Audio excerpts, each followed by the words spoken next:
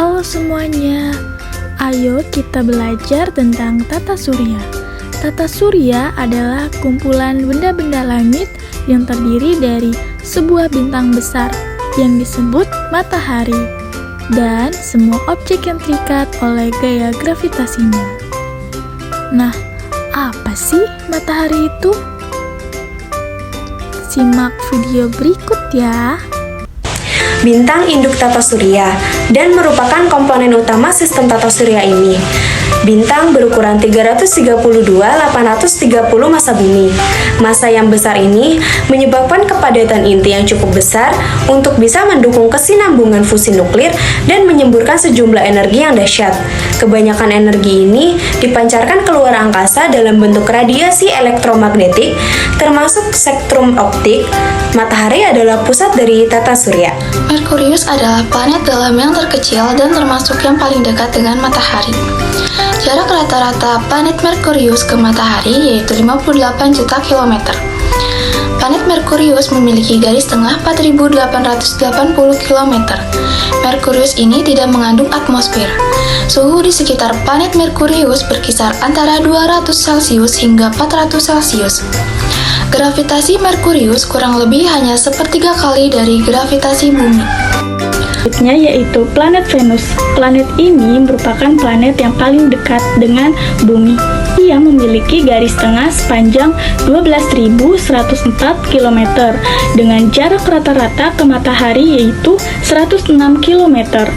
Periode revolusinya adalah 224 hari.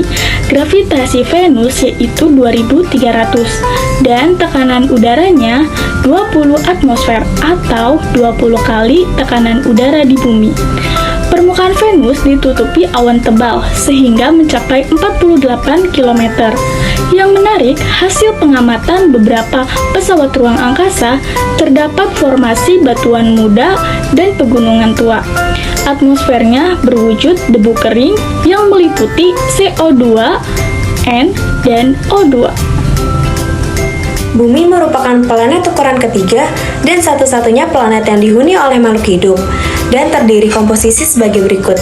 Yang pertama ada lapisan biosfer, terdiri dari unsur nikel dan ferum dan tebalnya kurang lebih 3.470 km. Lapisan antara memiliki tebal kurang lebih 1.700 km dan terdiri dari batuan meteoroid. Yang kedua ada lapisan litosfer yang terdiri dari lapisan sial karena terdiri dari CO2 dan A12 dan O3. Dan bagian sima yang terdiri dari CO2 dan MegaO serta A12O3. Tebal antara sial dan sima tidak teratur, di pegunungan letaknya dengan sangat dalam, sedangkan di laut bagian sial langsung berhubungan dengan sima.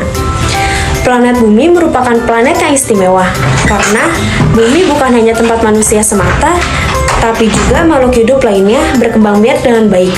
Planet Bumi memiliki satelit yaitu bulan. Mars dilihat dari lintasannya antara bumi dan matahari, termasuk planet yang terdekat dengan bumi. Jarak rata-rata planet Mars dengan matahari yaitu 228 km, yang beredar mengelilingi matahari dalam waktu 687 hari dan waktu rotasinya 24 jam 37 menit 21 detik.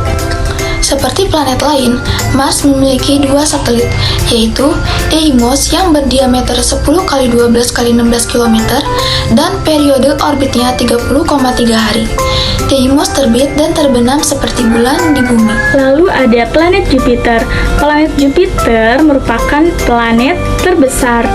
Ia memiliki diameter 130.000 km dengan jarak rata-rata ke matahari kurang lebih sekitar 778 juta kilometer. Dan struktur Jupiter hampir sama dengan struktur matahari yang kebanyakan terdiri dari hidrogen serta campurannya, yaitu NH3, amoniak, helium, dan metan. Selanjutnya ada planet Saturnus. Planet kedua terbesar setelah Jupiter, jarak rata-rata ke matahari kurang lebih 1.426 km. Jangka revolusi planet ini adalah 29,5 tahun dan waktu yang diperlukan untuk berputar pada sumbunya adalah 10 jam. Saturnus memiliki 17 satelit, dan beberapa yang paling menonjol adalah Titan, Themis, Rhea, Dion, dan 3 cincin indah. Ketiga cincin tersebut dapat diurai sebagai berikut. Cincin A merupakan cincin luar yang garis tengahnya 260.000 km. Cincin B merupakan cincin tengah yang memiliki diameter sekitar 152.000 km. Cincin C merupakan cincin yang garis tengahnya 160.000 km. Uranus memiliki jarak rata-rata dengan matahari sekitar 2.869 juta kilometer, yang beredar mengelilingi matahari dalam waktu 84 tahun dengan kecepatan rotasi 11 jam. Planet ini berdiameter 49.700 km. Pada planet ini ditemukan unsur helium, hidrogen, dan metan. Planet ini memiliki 5 satelit, yaitu ada Miranda, Ariel, Umbriel, Titania, dan Oberon. Keistimewaan planet ini adalah terletak sumbu rotasinya sebidang dengan bidang revolusinya. Pada Uranus, matahari bergeser dari utara ke selatan dalam periode revolusinya. Planet terakhir yaitu planet Neptunus. Planet Neptunus adalah planet yang terjauh dengan matahari. Jaraknya sekitar 4.495 juta kilometer dengan matahari dan beredar mengelilingi matahari dalam waktu 165 tahun. Waktu rotasinya 15 jam. Satelit yang dimiliki Neptunus ada 2, yaitu Triton yang berdiameter 4.000 km yang mempunyai atmosfer dan bentuknya mirip Pluto. Sedangkan Nereid diameternya 2.000 km, letaknya jauh dari bumi bila dibandingkan Triton.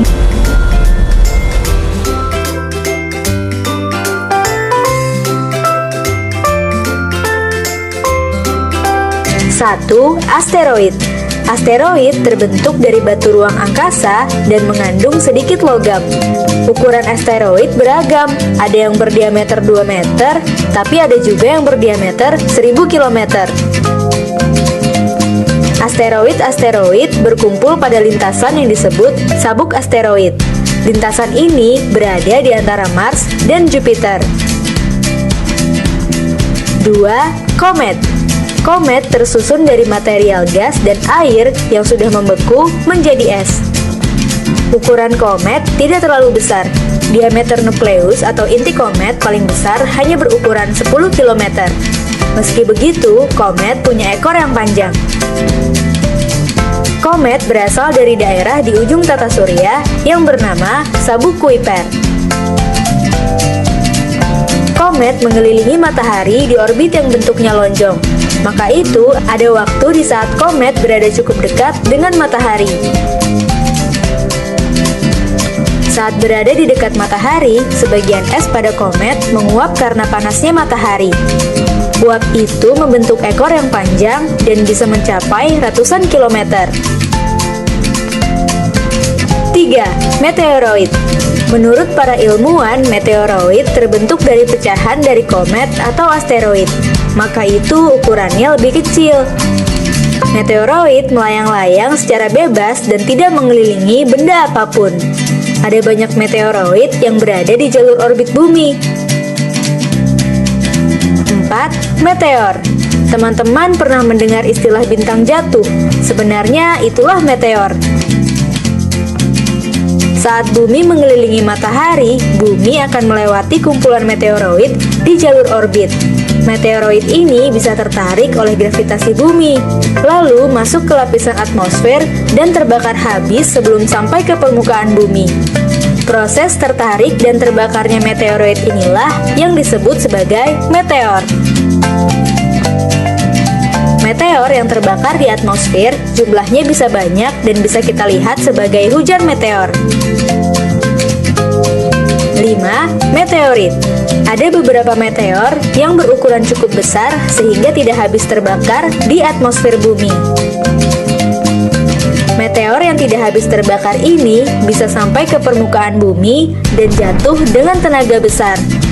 Meteor yang jatuh dan sampai ke permukaan bumi inilah yang disebut meteorit.